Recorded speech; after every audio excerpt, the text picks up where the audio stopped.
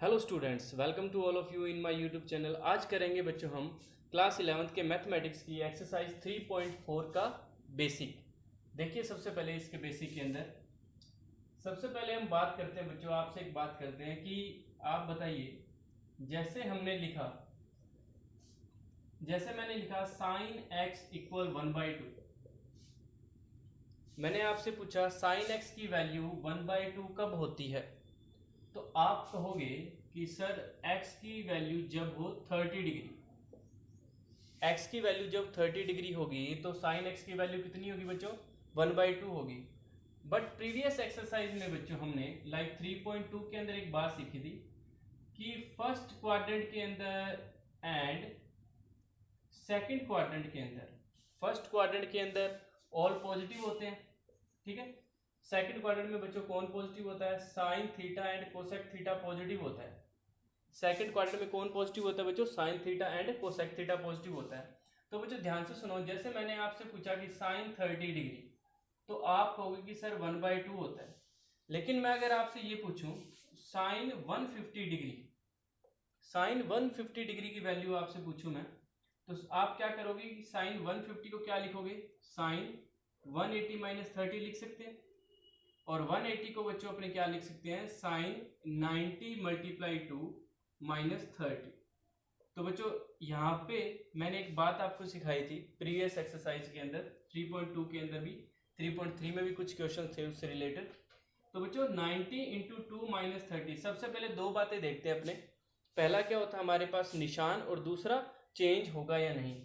तो सबसे पहले बात करते हैं निशान। निशान का मतलब ये है कि ये जो एंगल है बच्चों 150 डिग्री, ये कौन से क्वाड्रेंट में जा रहा है, और उस क्वाड्रेंट में ये जो हमारे पास जो फंक्शन है ना साइन, इसका निशान क्या है। तो 150 degree as we know second quadrant में जा रहा है बच्चों। कौन से क्वाड्रेंट में जा रहा है, सेकंड क्वाड्रेंट में।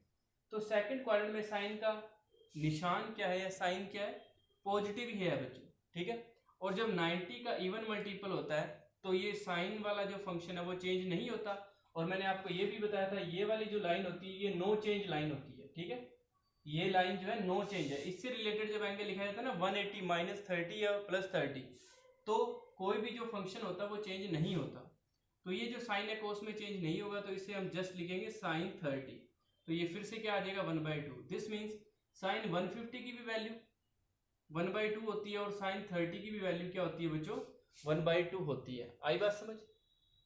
अब देखो ध्यान से, साइन 30 की वैल्यू हुई 1/2, ऐसे ही साइन 150 पर पहुंचे तब हो गया दोबारा से 1/2।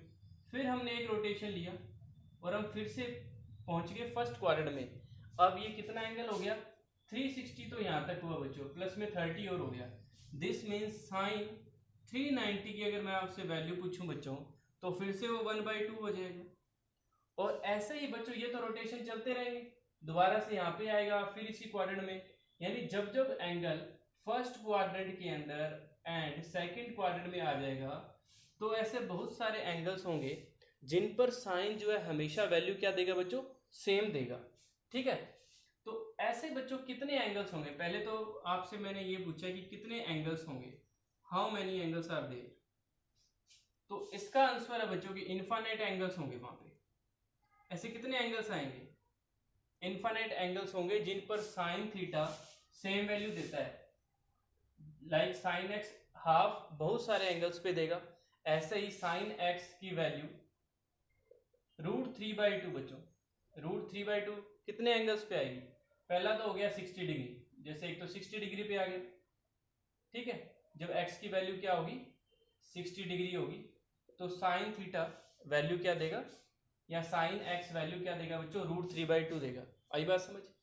ऐसे ही अगर अपने सेकंड क्वाड्रेंट में आए, जैसे अपने ये लिखूं मैं साइन 180 माइनस 60, एक्चुअली ये हो तो गया 120 साइन 120, लेकिन साइन 120 की वैल्यू अगर उसी फंक्शन से हम देखें कि चेंज भी नहीं होगा, सेकंड क्वाड्रेंट में आ रहा है और इसका साइन भी पॉजिटिव रहेगा, तो साइन 120 की वैल्यू भी क्या आ जाएगी बच्चों, साइन 60 के इक्वली होती है √3/2। तो ऐसे रोटेट करता रहेगा, जब जब फर्स्ट और सेकंड में आएगा तब तब हमेशा पॉजिटिव वैल्यू देगा।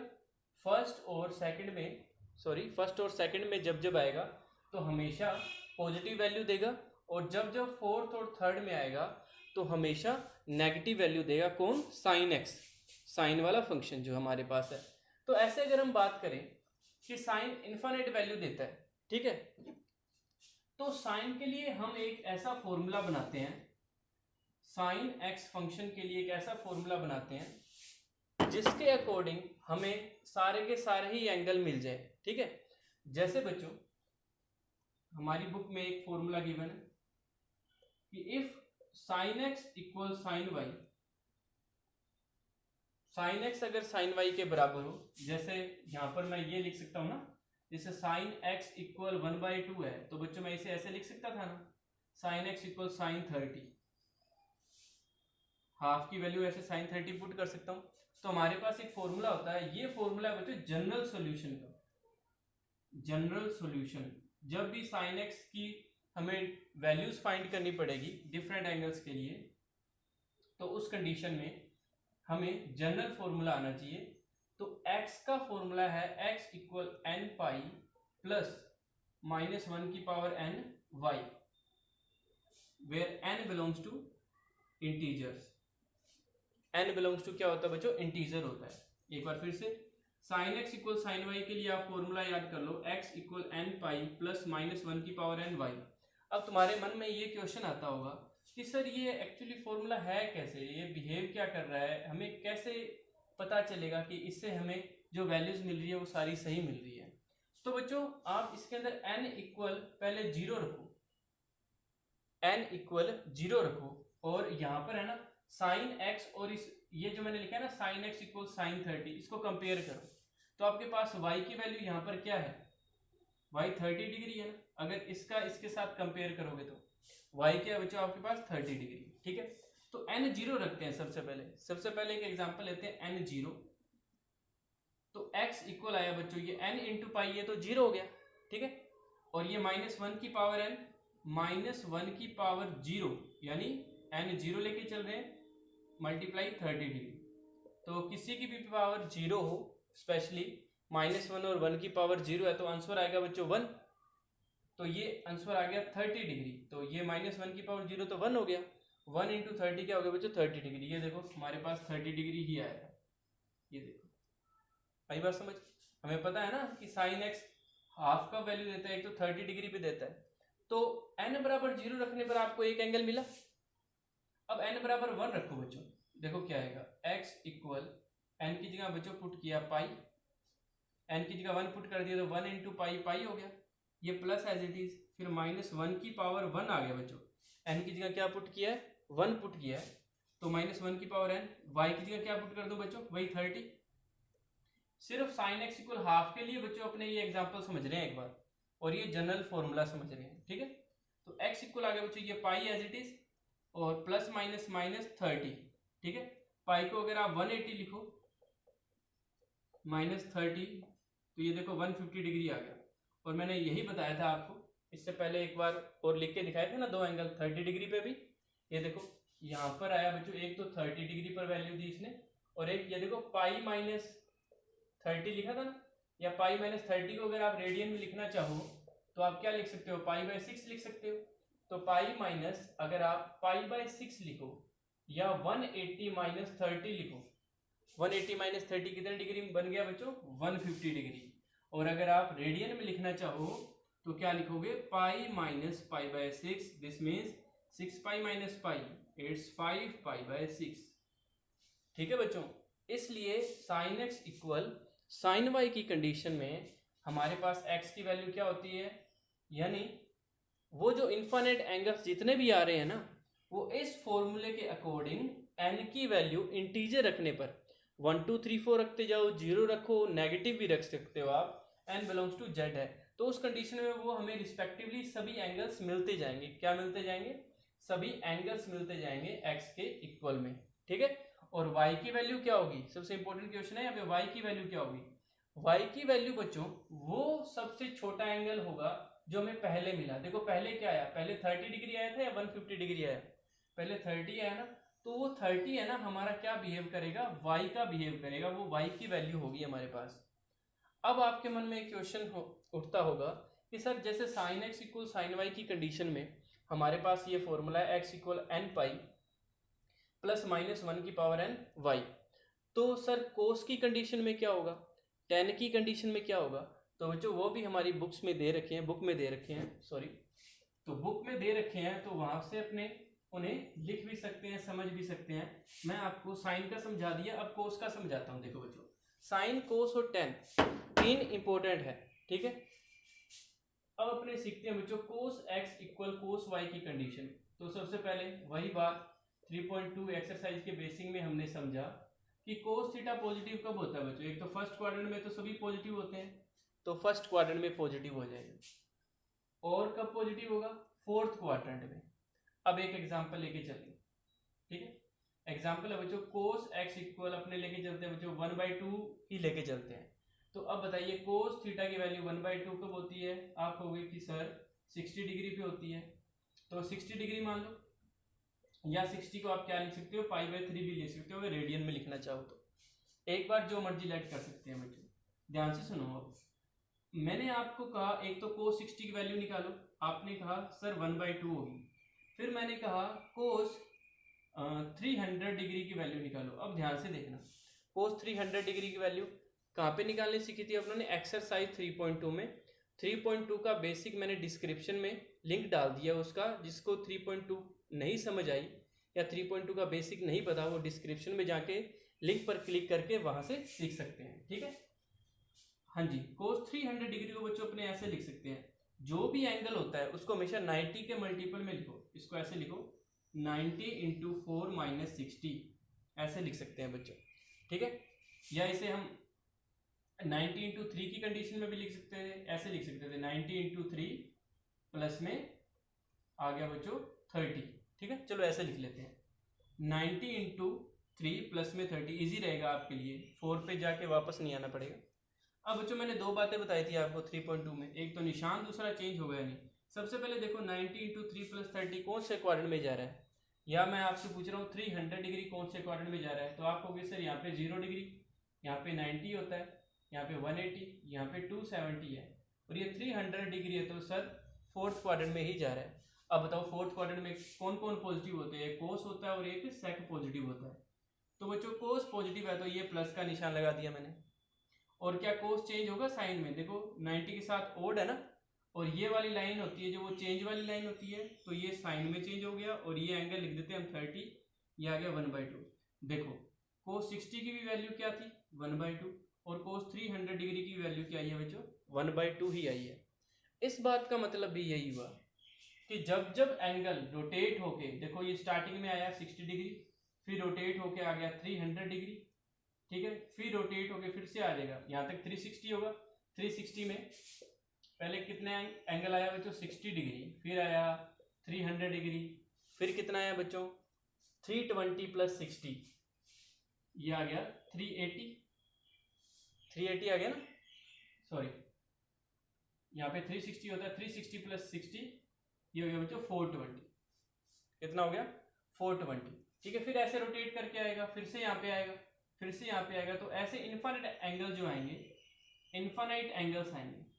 तो अब उन सभी इनफाइनाइट एंगल्स के लिए बच्चों हमें एक ऐसा फॉर्मूला चाहिए, हमें एक ऐसा फॉर्मूला चाहिए जिससे सभी के सभी एंगल्स हमें मिल जाए, किसके लिए, कोस के लिए, ठीक है, कोस थीटा के लिए। तो बच्चों वो फॉर्मूला है, हमारी बुक में शायद थ्योरम 2 लिखे होगा वो फॉर्मूला, देख लीजिएगा, x = 2nπ ± y, where n belongs to integers z। n क्या है बच्चों हमारे पास इंटीजर है, z है। अब देखो n की वैल्यू बच्चों आप रिस्पेक्टिवली पुट करो, n की वैल्यू 0 पुट करके दिखाता हूँ, एक बार n की वैल्यू 1 पुट करके दिखाता हूँ। एंगल लेके चल रहे हैं बच्चों अपने cos x = ½ की कंडीशन में, एग्जांपल है ये एक तरीके से cos 60 डिग्री, ठीक है, cos 60 पे होता है आप। तो बच्चों मैंने बताया था 60 डिग्री सबसे पहले आया, उसके बाद आया था ना 300 डिग्री। तो सबसे पहले जो आता है ना बच्चों वो हमारा y होता है। तो y कितना है हमारा, y भी है 60 डिग्री, ओके।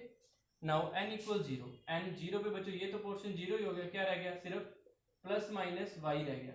या अगर आप एक बार प्लस का y लेके चलो तो y की वैल्यू रखो 60 डिग्री + 60 और एक बार माइनस का 60। अब देखो प्लस 60, जब x की वैल्यू 60 हो दिस मीन्स cos 60 की वैल्यू तो बच्चों होती है हाफ है, यानी प्लस वाला भी सही है।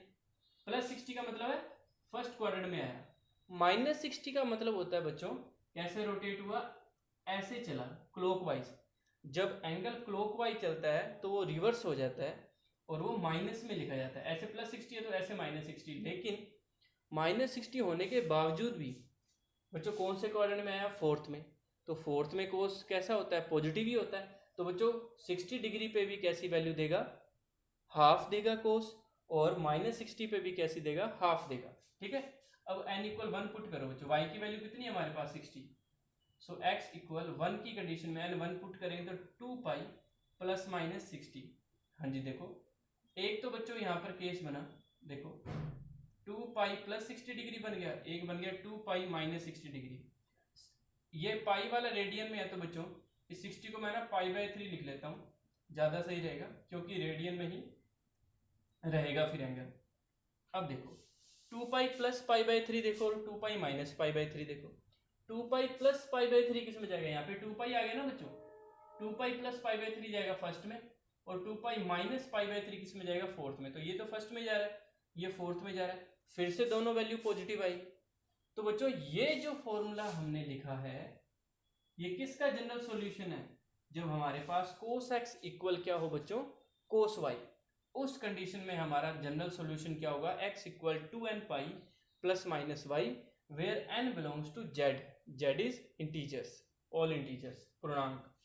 ठीक है बच्चों, तो tan x cos x equal cos y की कंडीशन में हो गया। अब करते हैं बच्चों हम tan की कंडीशन में। जब भी YouTube से पढ़ो तो अपने पास एक रफ नोटबुक, बुक और पेन जरूर रखा करो। बुक में देखा करो क्या पढ़ाया जा रहा है, और रफ नोटबुक में जैसे जैसे आपको समझ आता जाए वैसे वैसे उसको नोट करते रहा करो। पॉज कर दिया करो वीडियो, या थोड़ी सी अगर स्लो लगे तो उसकी स्पीड बढ़ा दिया करो, एज यू विश। ठीक है, ताकि आप जब एक बार कोई वीडियो देख लो तो उसको दोबारा देखने की मेहनत कम करनी पड़े, दोबारा ना देखना पड़े, क्योंकि उसको नोट कर लिया करो। क्योंकि अगर आप एक बारी में 20 मिनट की कोई वीडियो देखते हो तो उसको नोट कर लोगे तो वो नोट किया हुआ आप 5 मिनट में ही पढ़ लोगे, सारा का सारा रीड हो जाएगा, उसकी प्रैक्टिस भी हो जाएगी। लेकिन अगर आप उसको नोट नहीं करते तो बच्चों आपको वीडियो दोबारा से देखनी पड़ेगी, और वही दोबारा 20 मिनट आपको उस पर लगाने पड़ेंगे। ज़्यादा फास्ट कर दोगे तो वैसे समझ नहीं आएगी।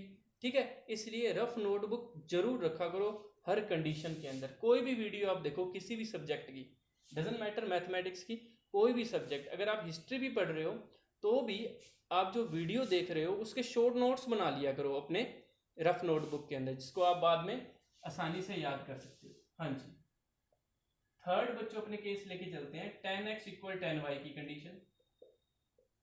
अब बताइए tan थीटा पॉजिटिव कब होता है बच्चों, एक तो होता है फर्स्ट क्वाड्रेंट में तो सभी होता है, एक होता है थर्ड क्वाड्रेंट में।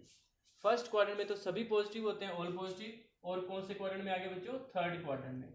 फर्स्ट क्वाड्रेंट में अब हम एक एग्जांपल लेके चलते हैं, tan x इक्वल लेके चलते हैं बच्चों √3। मैं रेडियन में कर रहा हूँ ये क्वेश्चन, ठीक है। तो tan x इक्वल आ गया बच्चों 60 डिग्री पे होता है ना, तो tan pi by 3, 60 degree written as pi by 3 in radian. ठीक है, अब बच्चों ध्यान से सुनो, tan थीटा के लिए जनरल फॉर्मूला होता है बच्चों n पाई प्लस में y। ये होता है बच्चों, क्या होता है, n pi plus y, where n belongs to क्या होता है, z। n बिलोंग्स टू होता है बच्चों z। अब y की वैल्यू आपको पता चलेगी पाई बाय 3। एक तो बच्चों 60 डिग्री पे होगा ना, यानी पाई बाय 3 पे। एक होगा बच्चों पाई प्लस पाई बाय 3 पे, लाइक 240 डिग्री जिसको बोलेंगे हम, पाई प्लस पाई बाय 3। और इसका थोड़ा सा एलसीएम लो, थोड़ा सा क्या पूरा ही लेना पड़ेगा एलसीएम, तो 3 pi plus pi it will be 4 pi by 3। Okay, हाँ जी। अब देखो बच्चों y की वैल्यू तो हमें पता चल गई कितनी है, पाई बाय 3 है, y we have pi by 3। अब हम इसके अंदर n की वैल्यू पुट करके देखते हैं। वैसे तो बच्चों जनरल सॉल्यूशन ये आया, देखो x equal n pi plus pi by 3। ठीक है, n की वैल्यू आपको क्वेश्चन में, जब आप क्वेश्चन का आंसर कर रहे होते हैं ना, वहां पे नहीं पुट करनी होती। वहां पे तो इतना सा करने के बाद क्वेश्चन कंप्लीट हो जाता है, बस लिख देते हैं this is our general solution, ये हमारा व्यापक हल है। n की वैल्यू मैं आपको इसलिए पुट करके दिखा रहा हूं ताकि आपको समझ आ जाए कि हाँ जो अपने एक्चुअली फॉर्मूला लिख रहे हैं ना वो सही है। दो केस लेके चलते हैं, n इक्वल 0 और 1 वाला। n इक्वल 0 रखा बच्चों तो क्या बन गया, देखो 0 तो ये जस्ट π/3, तो देखो आ गया ना, π/3 पे तो होता ही है। और n इक्वल 1 रखोगे बच्चों तो क्या बना, देखो पाई प्लस π/3 बन गया ना, ठीक है, ये बन गया। अब आप सोचो कि सर ये तो दो बन ही रहे थे, तो कुछ और रख के देखो।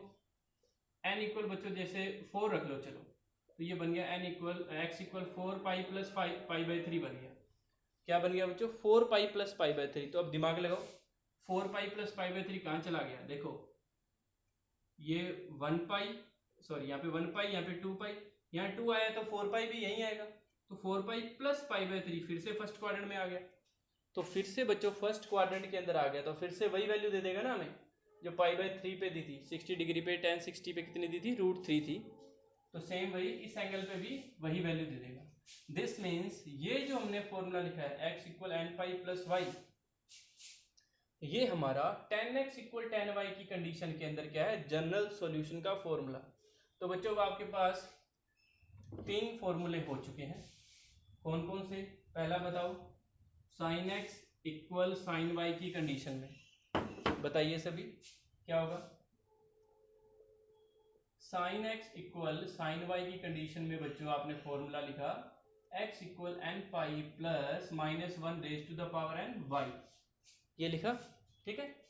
n बिलोंग्स टू बच्चों z है सभी के लिए, इंटीजर्स, ठीक है। सेकंड आपने लिखा बच्चों cos x equal cos y की कंडीशन में, तो वो आ गया x equal 2n pi plus minus y, ठीक है, ये भी हो गया। थर्ड है बच्चों हमारे पास n बिलोंग्स टू क्या है, z integer, tan x equal tan y, तो tan x equal tan y की कंडीशन में बच्चों हमने लिखा है x equal n pi plus में y, n belongs to z। अब आपके मन में एक क्वेश्चन आ रहा होगा कि सर हमने ये 3 तो निकाल लिए, कोट के, सेक के या कोसेक के कैसे लिखेंगे। तो बच्चों कोट को आप tan में कन्वर्ट कर लो, फिर वैसे लिख लो उसको, फिर यही आइडेंटिटी लगा देना। पहले कोट की वैल्यू किस में चेंज कर देंगे बच्चों, अपने tan में, ठीक है। ऐसे ही अगर सेक आ गया तो कोस में चेंज कर देंगे, और कोसेक आ गया तो साइन में चेंज कर देंगे। तो बच्चों ये इसका बेसिक है हमारे पास 3.4 का। इसके अलावा एक चीज और समझनी है हमें 3.4 के अंदर, ध्यान से देखिएगा। मैं आपसे पूछता हूं कि साइन थीटा जो है 0 वैल्यू कब देता है। लाइक मैंने आपसे पूछा कि साइन x की वैल्यू 0 कब होती है, तो आप कहोगे कि सर 0 डिग्री पे। लेकिन फिर से वही बात कि बस 0 डिग्री वो एंगल है जिस पर साइन थीटा 0 होता है, इसके अलावा और कोई एंगल नहीं है। तो इस बात को समझने के लिए बच्चों मैं आपको एक चीज सिखाता हूं जिससे आपको सभी समझ आ जाएंगे, जितने भी ट्रिग्नोमेट्रिक फंक्शन है, कि वो 0 कब होते हैं और इन्फिनिट कब होते हैं। इंपॉर्टेंट तो 0 वाला है। इसके लिए बच्चों आप एक यूनिट रेडियस का सर्कल बनाओ। यूनिट रेडियस यानी 1 यूनिट इकाई त्रिज्या का वृत्त, ये बनाया हमने। तो बच्चों ये जो पॉइंट है इसके निर्देशांक बताओ, कोऑर्डिनेट बताओ, 1,0। इधर वाले के क्या हो जाएंगे, -1,0। इसके क्या हो जाएंगे बच्चों, 0,1 वाई एक्सिस पे है ना, और इसके हो जाएंगे 0,-1, ठीक है। अब बच्चों आपको एक बात पता है और मैंने बताई थी प्रीवियस वीडियोस के अंदर कि x वाला जो कोऑर्डिनेट होता है वो होता है कोस थीटा का, और y वाला कोऑर्डिनेट होता है वो होता है साइन थीटा का। अब आप कहोगे कि सर ये कैसे हो गया, हमें तो पता ही नहीं चला। तो बच्चों मान लो ये मैंने यहाँ पे एक राइट एंगल ट्राइंगल बनाया, ठीक है, ये राइट एंगल ट्राइंगल है, इसको इधर बना रहा हूँ, ध्यान से देख लेना बच्चों। ये वाली लेंथ x मान ली, ये वाली y, क्योंकि ये x एक्सिस पे x मान ली, ये y एक्सिस पे ये y मान ली, ठीक है। यहाँ पे एंगल मान लो थीटा बन रहा है, यहाँ पे थीटा क्रिएट हो रहा है, ठीक है, ये 90 डिग्री है। ये रेडियस कितनी है, 1 है ना, देखो रेडियस कितनी है, यूनिट डिजिट, ठीक है, 1। तो बच्चों अगर मैं आपसे पूछूं x अपॉन में, ये पॉइंट है बच्चों, लेने की जरूरत नहीं है, वैसे तो ओरिजिन है, ये O है, 0 भी कह सकते हो। x अपॉन में 1 आपसे पूछूं मैं क्या बना, बताओ। x/1 बेस अपॉन में हाइपोटेनस, आधार बटे कर्ण, क्या बन गया बच्चों, कोस थीटा बन गया। तो रेडियस तो 1 है, तो x इक्वल बराबर क्या आ गया बच्चों, कोस थीटा। ऐसे अगर मैं y लेके चलता, लंब बटे कर्ण लेके चलता, तो y बराबर क्या आ जाता बच्चों, साइन थीटा आ जाता है। समझे बात को? तो यहां से आप समझे कि x वाला कोऑर्डिनेट किसका है, कोस थीटा का, और y वाला कोऑर्डिनेट किसका होता है, हमेशा साइन थीटा का। याद रखना जिंदगी भर। ये 0 डिग्री, यहाँ पे वही 90 डिग्री, यहाँ पे 180 डिग्री, और यहाँ पे 270 डिग्री, और यहाँ पे बच्चों फिर से 360 डिग्री हो जाएगा, और ऐसे ही चलता रहेगा रिस्पेक्टिवली।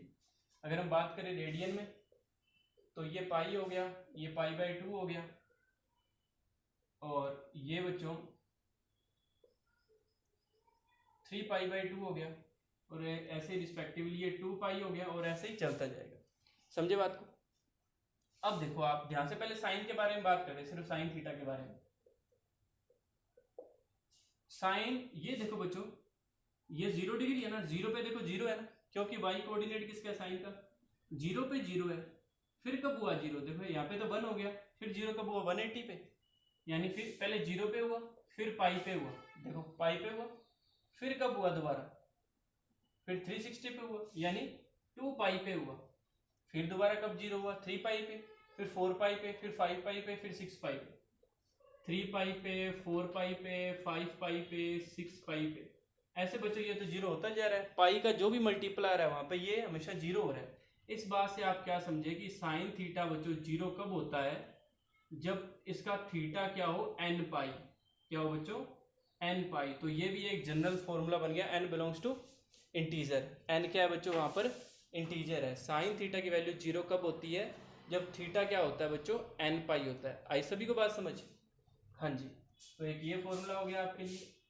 अब बच्चों आपके मन में फिर से एक क्वेश्चन उठेगा कि सर ऐसे कोस थीटा 0 कब होता है, कोस थीटा 0 कब होता है। तो देखो बच्चों कोस थीटा, अब x वाला कोऑर्डिनेट देखना है आपको कि वो 0 कहाँ हुआ है। x वाला कोऑर्डिनेट यहाँ पे तो 1 है, यहाँ पे 0 हो गया, देखो 90 पे 0 हुआ, फिर कब 0 हुआ, ये देखो 270 पे 0 हुआ, देखो कब कब हुआ।